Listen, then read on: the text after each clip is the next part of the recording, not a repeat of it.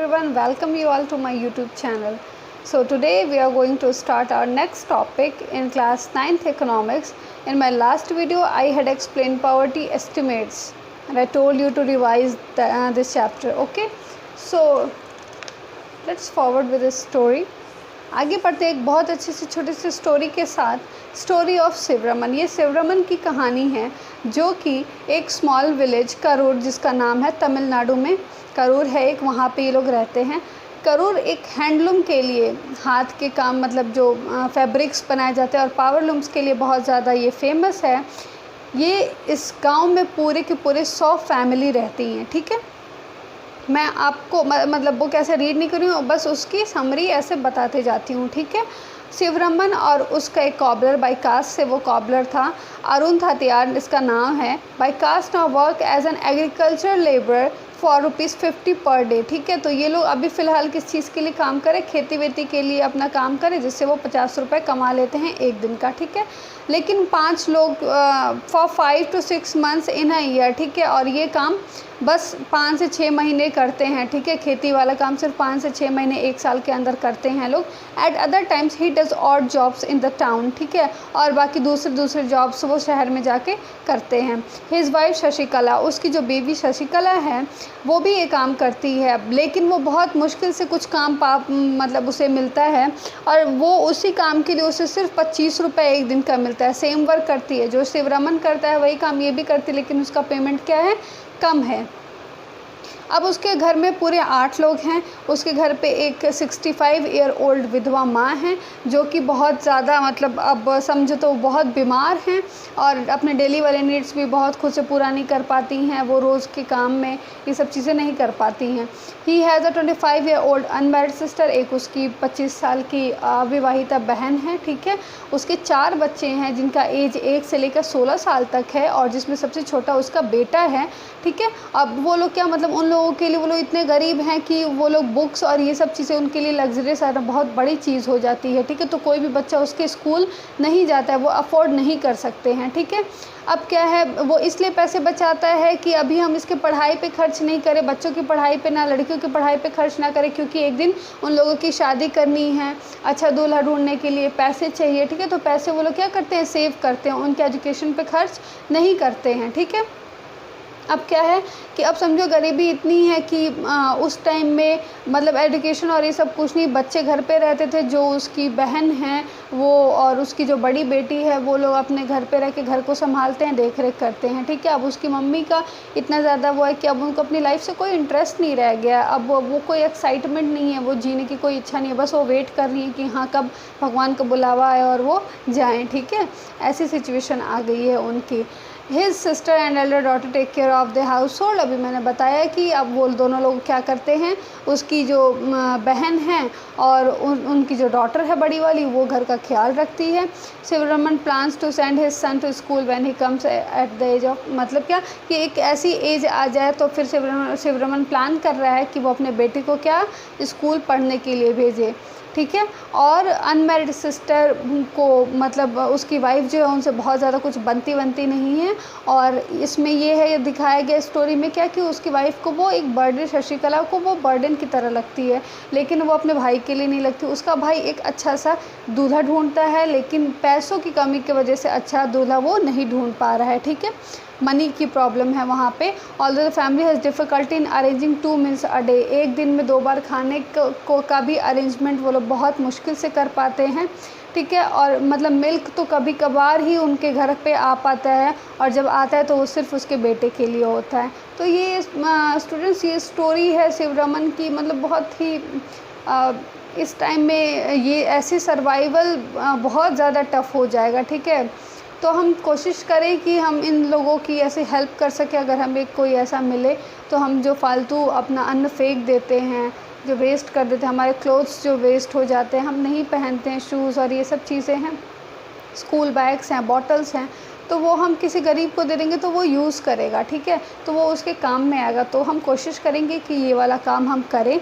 अब आगे आपका टॉपिक है इंटर स्टेट डिस्पैरिटीज़। ठीक है, इसको मैं पूरा एक्सप्लेन नहीं करूँगी, आप लोग इसको एक बार रीड करना, ओवरऑल समझ में आ जाएगा। इसमें दिया क्या हुआ है कि हर स्टेट में कैसी कैसी कंडीशन है गरीबी की, ठीक है, और कैसे कैसे सिचुएशंस है वहाँ पे वो बताया गया है। ग्लोबल पॉवर्टी सिनेरियो में भी यही है, एशिया में, पाकिस्तान में, हमारे इंडिया में कहाँ कहाँ पे, चाइना में, अलग अलग देशों में, पूरे ग्लोबली लेके चलेंगे। जैसे इंटर स्टेट डिस्पैरिटीज़, अलग अलग हम स्टेट के बारे में, कश्मीर, आंध्र प्रदेश, गुजरात, वेस्ट बंगाल, तमिलनाडु, इन सब चीज़ों के बारे में देखा। और ग्लोबल में आप पूरे हमारे देश में जितने जितने देश हैं, अरे हमारे देश में कह रही हूँ मैं, कंट्रीज जितनी हैं हमारे वर्ल्ड में, वर्ल्ड की कंट्रीज़ के बारे में बताएगा कि कैसे कैसे उसका वो है कि स्ट्रक्चर ओवरऑल बताएगा कि सिनेरियो कैसा है वहाँ का, कितनी गरीबी है, कैसे कैसे लोग रहते हैं, ठीक है, लिविंग स्टैंडर्ड उनका कैसा है, ये हम पढ़ेंगे। अब आगे हम पढ़ेंगे कॉजेज़ ऑफ पॉवर्टी, ठीक है, जो पढ़ने वाली चीज़ है कि गरीबी के कारण क्या क्या हैं। आखिर में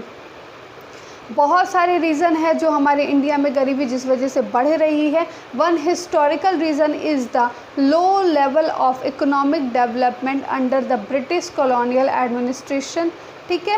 लो लेवल ऑफ इनकम मतलब कि हमारी इकोनॉमी जो डेवलप करे वो जब ब्रिटिशर्स का टाइम था तो वो उन लोग के हिसाब से जो मैनेजमेंट चलता था उस टाइम में हमारी इकोनॉमिक डेवलपमेंट बहुत अच्छी तरह से ग्रो नहीं कर पाई। The policies of the colonial government ruin traditional handicraft and discourage development of industries like textile. जो हमारे वहाँ के टेक्सटाइल्स कंपनीज़ थी, जो हैंडक्राफ्ट वाली चीज़ें थी, उसको बहुत ज़्यादा इंकरेजमेंट नहीं मिला, बहुत ज़्यादा उसको फोर्स दे के उसको बढ़ाया नहीं गया। तो ये प्रॉब्लम थी कि हमारा जो टैलेंट है वो कहीं ना कहीं दब के रह गया। The low rate of growth persisted until the 1980s, ठीक है, 80s टाइम में, 90s के टाइम में ये सारी ग्रोथ बहुत ही देर बाद, बहुत सालों बाद धीरे धीरे लोग अपने प्रोडक्ट्स को या फिर अपने टैलेंट को बढ़ाना शुरू किए, अपना ग्रोथ किए कि खुद का स्टार्ट करते हैं। नहीं तो सब चीज़ें बाहर से आती थी। तो ऑब्वियसली जब शुरू से ही आप ग्रो नहीं करोगे, आप नहीं बढ़ोगे, तो अचानक से आगे जाके बहुत महान आप नहीं बन जाओगे, ठीक है। जैसे कि अभी भी मम्मी पापा आप लोग को कहते हैं कि पढ़ो ये वो, ठीक है। तो अगर आपका कोई एम है और आप सोचोगे कि अरे ठीक है अभी तो मैं 9th में हूँ, ठीक है, अभी 10th 11th 12 3 साल है, आराम से पढ़ते, उसके बाद 12th के बाद तो ना मैं अपने एम के लिए काम करूँगा, तो ऐसा नहीं होता बेटा।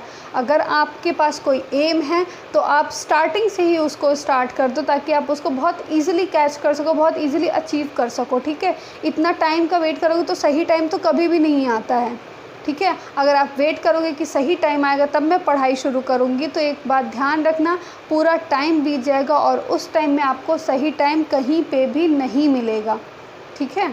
चलो नेक्स्ट आगे बढ़ते हैं हम लोग। द लो रेट तो मैंने बता दिया। This result in less job opportunities, growth कम हुई, अपॉर्चुनिटीज़ कम हुई, इनकम लेवल कम हुआ, हर चीज़ धीरे धीरे कम जाए, और पॉपुलेशन तो बहुत ज़्यादा बढ़ती गई, उसी टाइम से पॉपुलेशन बढ़ रही है। The two combine to make the growth rate of per capita income very low, ठीक है। जैसे हमारी पॉपुलेशन बढ़ी थी उसके हिसाब से हमारा इनकम लेवल बहुत ही कम था।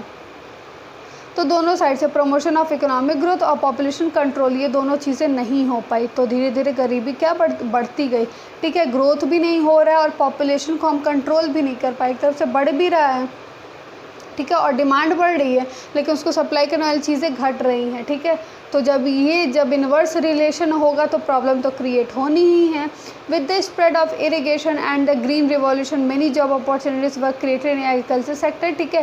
फिर जब ग्रीन रिवॉल्यूशन आया तो उस टाइम में एग्रीकल्चर सेक्टर को थोड़ा सा बूस्टअप मिला, थोड़ा सा वो बढ़ा, इंक्रीज़ किया और बहुत सारे लोगों को अपॉर्चुनिटीज़ मिले, बहुत सारे किसान काम करने लगे, सब लोग अपना अपना काम स्टार्ट किए। But the effect were limited to some part of the India, लेकिन ये जो इफ़ेक्ट, इसका असर बहुत ही कम क्षेत्र में रहा, इंडिया के बहुत कम पार्ट्स में रहा, हिस्सों में रहा। The industries both in the public and the private sector did provide some jobs but these were not enough to absorb all the job seekers, ठीक है। जो इंडस्ट्रीज़ है, ये पब्लिक सेक्टर या प्राइवेट सेक्टर, ये सब जॉब भी दिए लेकिन इतनी ज़्यादा पॉपुलेशन थी कि उसको कवर अप करने के लिए, मतलब जिसको सबको जॉब चाहिए तो सबके लिए पॉसिबल नहीं था, लेकिन हाँ कुछ के लिए वो पॉसिबल हो गया था, ठीक है। Unable to find proper job in cities, many people started working as rickshaw pullers, vendors, construction workers, domestic servants etcetera, ठीक है। मतलब स्मॉल इनकम में इरेगुलर वर्क वाली चीज़ें या फिर स्मॉल इनकम वाली चीज़ें, छोटी छोटी चीज़ों को लोग करना शुरू, पेट पालने के लिए कुछ भी करना शुरू कर दिए, ठीक है। अब जब कोई किसी भी काम में इंगेज हो गया ना तो फिर वो अच्छी चीज़ ढूंढने की कोशिश ही नहीं किया। तो तो फिर प्रॉब्लम क्या है, they started living in slums on the outskirts of the cities and the problem of poverty largely और rural phenomena also become the features of the urban sector. ठीक है, तो जो ये अर्बन एरियाज़ में भी या फिर रूरल एरियाज़ में भी लोगों को जब जगह नहीं मिलती, छोटी छोटी गली कुच्चों में रहने लगे, किनारों पे रहने लगे, किसी तरह बस ज़िंदगी अपनी काट रहे थे। ठीक है, कि अब धरती पे भैया जन्म हो गया है तो हमें तो कुछ ना कुछ करके पेट पाल के बस जीना है। ठीक है, another feature of high poverty rates has been the huge income inequality. Income inequality मतलब कि ये कह लो तो जो इनइक्वल इनकम, जैसे कि लेवल ऑफ इनकम जो है सबको बहुत, किसी को बहुत कम, किसी को बहुत ज़्यादा, किसी को मिडिल। ठीक है, ऐसी चीज़ें, तो इसकी इक्वालिटी नहीं थी, तो इस वजह से प्रॉब्लम क्रिएट होने लगी। वन ऑफ द मतलब कि अर्बन केस में उसी खेती का पैसा और रूरल केस में वही खेती करने का पैसा, दोनों के प्राइसेस अलग अलग। ठीक है, तो फिर ये जो इनइक्वालिटीज़ आई इसकी वजह से भी प्रॉब्लम हुई। One of the major reason for this is the unequal distribution of land and other resources. Despite many policies, we have not been able to tackle the issue in a meaningful manner. ठीक है, बहुत सारी policies आई लेकिन लोगों को proper मतलब उतना ज़मीन ही नहीं रहता था कि जिसमें वो खेती कर सके, अपने फसल को उगा सके, वो कर सके, और जिनको मिलता था वो बहुत अच्छे से कर पाते नहीं। मतलब वही जिसके पास इतनी ज़्यादा पॉपुलेशन हो गई थी कि जिसके पास एबिलिटी थी वो काम नहीं कर पाता था। ठीक है, उसको उसके मन के, उसके एबिलिटी के हिसाब से काम नहीं मिलता था। ठीक है, तो ऐसे जो भी वर्क फोर्स है वो वेस्ट जाता था, वो कोई भी इंसान कोई भी काम पकड़ लेता था तब। ठीक है, मतलब जो सुना है ना, something is better than nothing, की मतलब अगर हम कुछ भी नहीं करें, हमारे पास एबिलिटी, चलो ये नहीं तो यही सही कर ले, कुछ तो करेंगे, हम खाली तो नहीं बैठेंगे।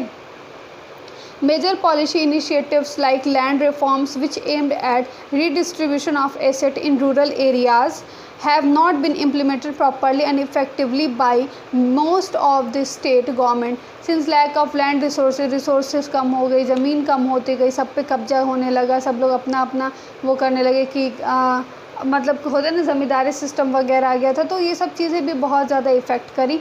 ठीक है, मैनी अदर सोशियो कल्चर, जो हमारी कल्चर है कि बॉयज़ को काम करना, गर्ल्स काम नहीं करती थी, औरतें घर पे रहती थी, या फिर ये तो जो प्रोडक्टिविटी थी वो भी कम होती जाती थी। ठीक है, in order to fulfill social obligation, observation, religion, ceremonies, people in India including the very poor spend a lot of money. ठीक है, जो हमारे वहाँ सोशल ऑब्लिगेशंस है, मतलब रिस्पॉन्सिबिलिटी, शादी करनी है, बहुत ज़्यादा दहेज देना है, पैसा देना है, तो और बहुत सारी ऐसी चीज़ें हैं, बहुत सारी प्रथाएं ऐसी थी कि बहुत अच्छे अच्छे लोग अपनी एबिलिटी के साथ रह के भी उसको कुछ मतलब उसको कवर अप नहीं कर पाते थे। ठीक है, since poor people hardly have any saving, they borrow unable to repay because of poverty, they become victim of indebtedness. So the high level of indebtedness is both the cause of effect of poverty. ठीक है, तो जब वो अपनी wants को fulfil नहीं कर पाते थे, किसी से उधार लेते तो उसको डेब्ट पे नहीं कर पाते, तो जब ऋण बहुत ज़्यादा हो जाता था, मतलब कि ऐसा विक्टिम वो बन जाता था कि